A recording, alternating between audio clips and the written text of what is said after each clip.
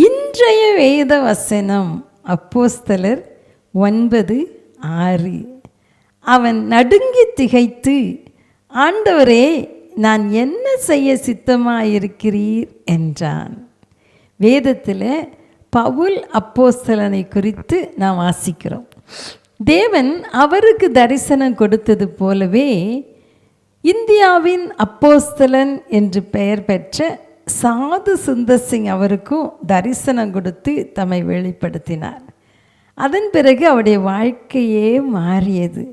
செருப்பு கூட போடாமல் காவி உடை தரித்து தேசம் முழுவதும் அவர் சுற்றி திரிந்து சுவிசேஷத்தை அறிவித்தார். ஒரு தடவை சாது சுந்தர் சிங் திபெத் நாட்டில் சுவிசேஷ அறிவிக்க சென்றபோது அவரை பிடித்து ஒரு பாலங்கிணற்றில் போட்டு விட்டார்கள்.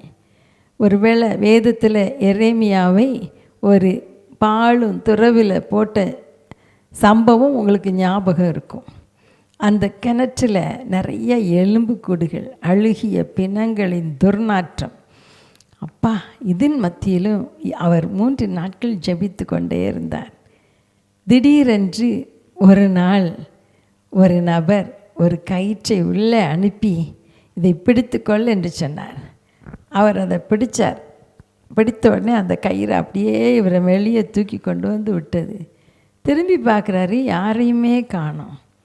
ஒருவேளை இவர் நினைத்தார், ஆண்டவர் அவருடைய தூதரை அனுப்பி என்னை விடுவித்திருக்கலாம் என்று சொல்லி. அருமையானவர்களே, அத்தனை உபத்திரவங்களை அவர் சந்தித்தும் அவர் ஆண்டவருக்காக பணி செய்வதை நிறுத்தவே இல்லை.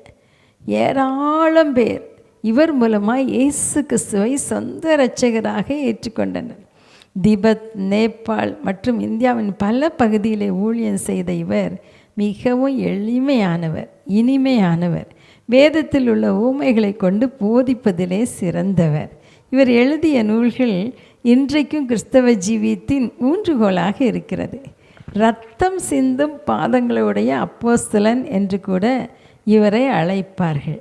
அருமையானவர்களே, அறுப்புக்கு எஜமான் தமது அறுப்புக்கு வேலையாட்களை அனுப்பும்படி அவரை வேண்டிக் கொள்ளுங்கள் என்றார் இயேசு.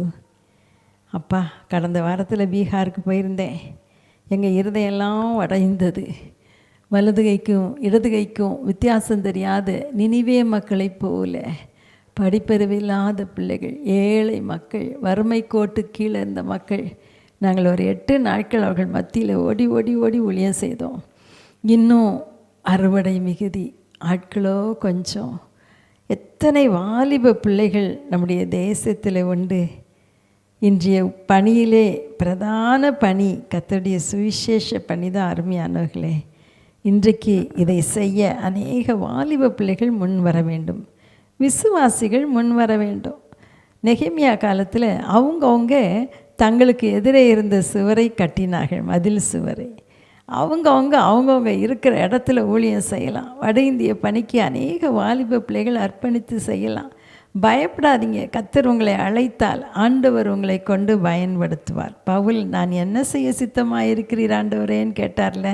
நம்ம கூட, ஆண்டவரே, நான் என்ன செய்யணும், ஏதாவது ஒரு விதத்தில் உமக்கு ஏதாவது ஒரு ஊழியத்தை நான் செய்ய என்னை பயன்படுத்துங்கன்னு கேட்டிங்கன்னா எந்த வயதிலும் கர்த்தர் உங்களை பயன்படுத்துவார்.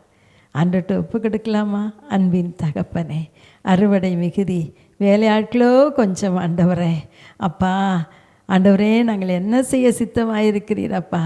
இதை கேட்கிற ஒவ்வொருவரும் உங்களுடைய பணியிலே ஏதாவது ஒரு காரியத்தை செய்து ஆத்துமாக்களை ஆதாயம் என்ன கிருபை தாங்க. பயபக்தியோடைய ஒரு சிலரையாவது அக்கினியிலிருந்து இழுத்து விட கிருபை தாங்க. இயேசுவின் நாமத்தில் பிதாவே, ஆமேன், ஆமேன். இயன்ற மட்டும் சுவிசேஷம் சொல்ல வேண்டுமே. எந்த இயேசுவே இரட்சகரே, என் ஏக்கம் நோக்கம் அதுவே. சிலராகிலும் இரட்சிப்பை காண செலவாகணும் என் காலம் நேரம். சிலராகிலும் இரட்சிப்பை காண செலவாகணும் என் காலம் நேரம். என்னால் இயன்ற மட்டும் சுவிசேஷம் சொல்ல வேண்டுமே. எந்த எந்த நேசுவே இரட்சகரே, என் ஏக்கம் நோக்கம் அதுவே.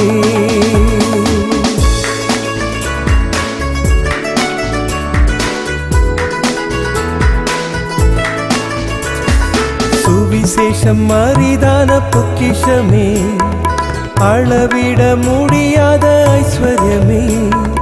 சுவிசேஷம் அரிதான பொக்கிஷமே, அளவிட முடியாத ஐஸ்வர்யமே, அழியாத செல்வமே, அன்பு நிறை ஔஷதமே. இது கிடைக்க பெற்ற நான் ஒரு பாக்கியவான், இது கிடைக்க பெற்ற நான் ஒரு பாக்கியவான். சிலராகிலும் ரட்சிப்பை காண செலவாகணும் என் காலம் நேரம். சிலராகிலும் ரட்சிப்பை காண செலவாகணும் என் காலம் நேரம். என்னால் இயன்ற மட்டும் சுவிசேஷம் சொல்ல வேண்டுமே. என்ற நீ சுவி இரட்சகரே, என் ஏக்கம் நோக்கம் அதுவே.